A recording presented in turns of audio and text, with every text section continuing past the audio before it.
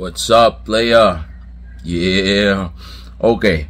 Actually, ang rason kung bakit ko ginawa ang video na ito ay para may linawin lang dun sa huling video na inilabas natin dito sa YouTube. Okay?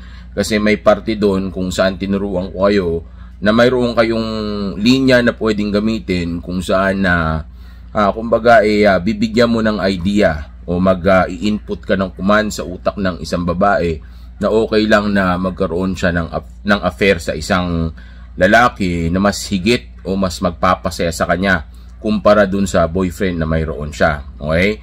At ang bagay na gusto kong linawin dun sa parte na iyon, okay, ay kumbaga kung ako ang tatanungin ninyo, itong linya na ito ay panigurado mag-work. Okay, kaya nga itinuro ko sa inyo. Pero dahil pang mga may advanced game lang itong linya na ito, mas mabuti kung wag na lang gamitin ng mga baguhan dyan. Okay, yung mga sabihin na nating hindi pa alam kung paano yung tamang delivery o kailan dapat ito gamitin, kailan yung tamang timing para hindi ito maging tunog validation. Kasi baka mamaya magtunog na parang naghahabol ka ng relasyon o kaya binababa mo yung pagkalalaki mo para lang magustuhan kanya. Okay?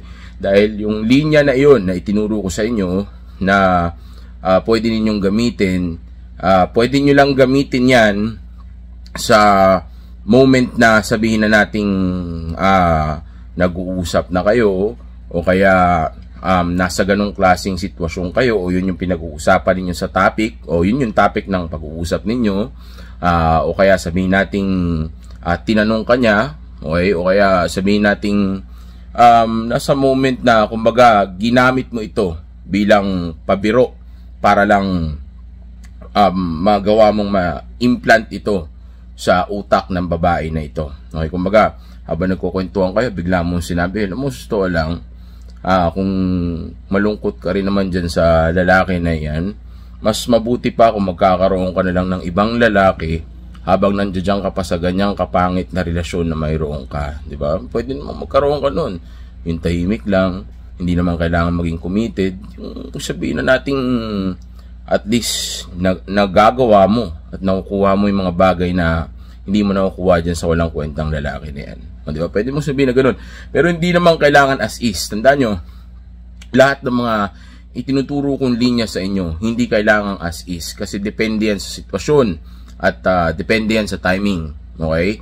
So, yung mga lines na itinuturo ko sa inyo, kumbaga, yan lang yung pagkukunan ninyo ng idea kung ano yung pwedeng sabihin at kung paano ito sabihin. Okay? So, kumbaga, ang punto ko dito is kaya mo lang namang gagamitin yan ay para yung babae ay magkaroon ng idea kung anong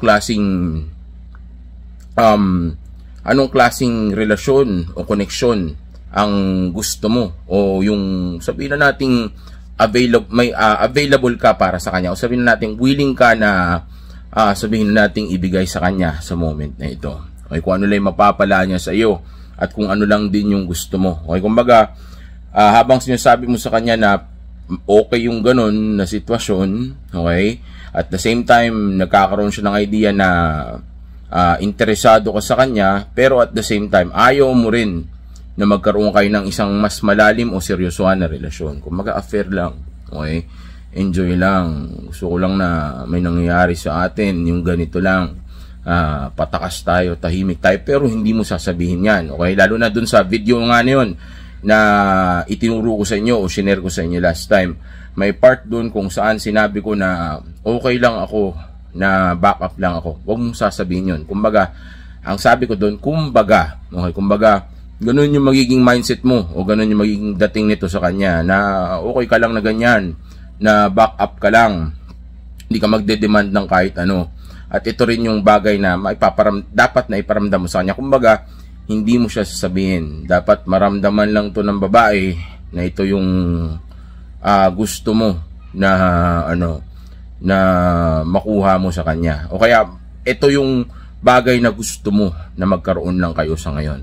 Okay, ganun yung ipaparating natin sa kanya. Hindi mo sasabihin sa kanya, okay lang naman ako na ganito tayo eh. Sa labas tayo ngayon, nag-enjoy tayo. Kung magalala, hindi ako naghahanap ng seryosong relasyon. Hindi dahil hindi yun yung gusto mo, kundi yun din kasi yung bagay na na hindi ko rin gusto sa ngayon. So totoo lang, kung ano yung hinahanap mo, yun lang din yung hinahanap ko. Hindi mo kailangan sabihin yan, pero pwede mong sabihin yan kapag ka magkausap na kayo, o kaya nandun kayo sa ganung klaseng pag-uusap, pero mag-ingat ka dahil baka ma-validate mo. Okay, baka mamaya magkaroon siya ng understanding na nanliligaw ka o kaya naghahabol ka sa kanya, o kaya sabihin na nating ka na, nagva-validate ka na sa kanya. Okay, kumbaga gagamitin mo lang to bilang pang manipula o pang sabihin nating pang implant nga ng command sa utak niya para magkaroon siya ng idea na hindi naman pala naghahabol ng relasyon to, hindi naman pala seryoso ito sa relationship. Okay, gusto lang pala niya yung katulad lang din ng gusto ko, o, di ba?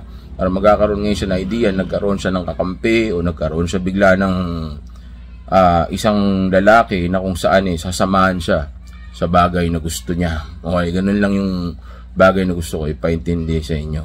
Okay, so wag niyong maliin yung turo, wag ninyong sabihin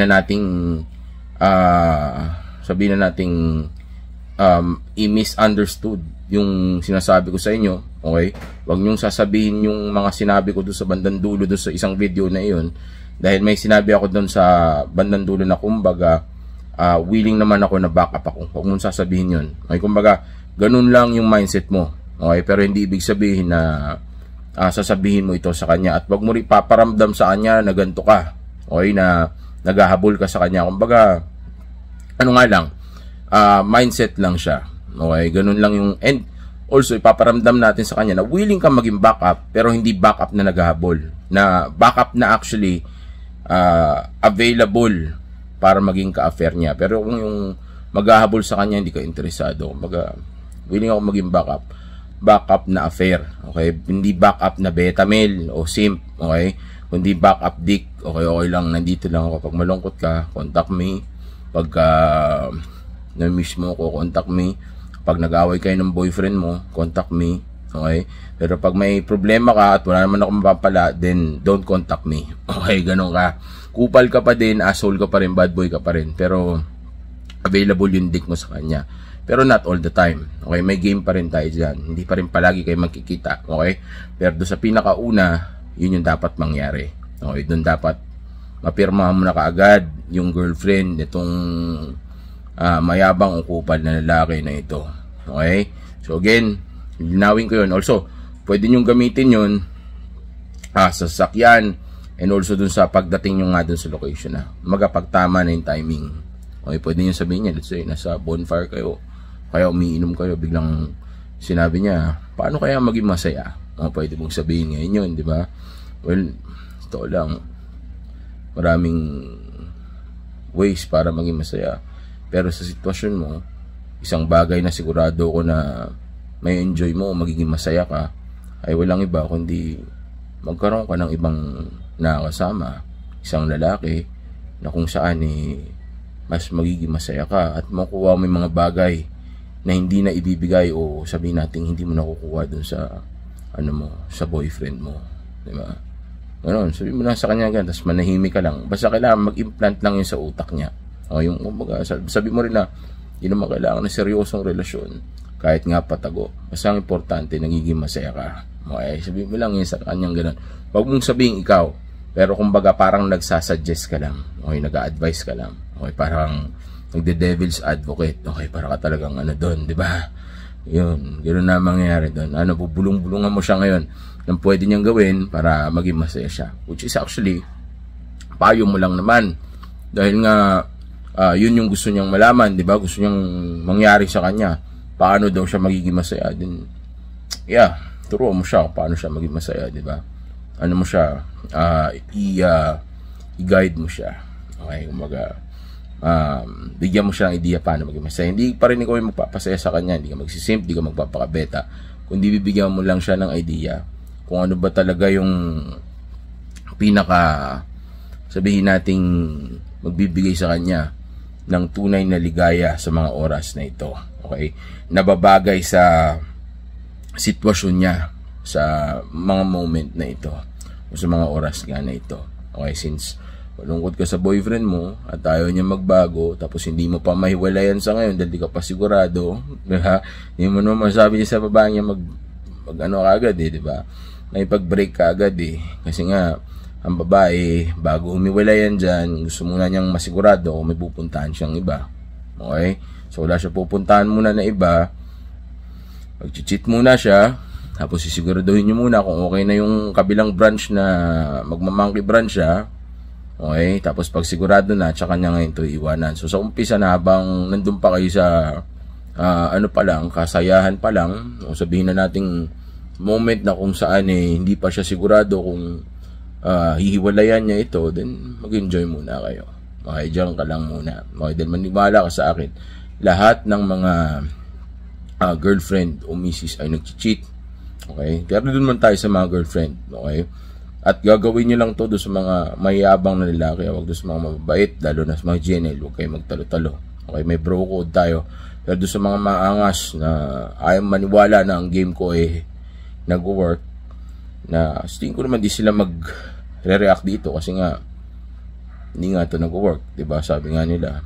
So yeah, at since hindi man sila naniwala, din sila yung mga ano dito, tatamaan talaga dito, diba? So yeah, linawin ko lang yon. Okay, again, hindi kailangan na magpakasim ka o magpakabeta ka o pumayag ka sa friend zone. Hindi friend zone ang binibigay natin sa kanya, kundi emergency dick. Okay, sa oras na mag-away sila o ma-realize niya na hindi siya masaya sa araw na sila pa ng lalaki niya, o sabihin natin dumating ang time na lumungkot siya, okay, then ikaw yung kontakin niya. Okay, kumbaga kapag kailangan niya ng pang ano doon, okay, then ikaw yon. Okay, ikaw si Boy Kamot. Okay, para pag kumate, kamuti mo.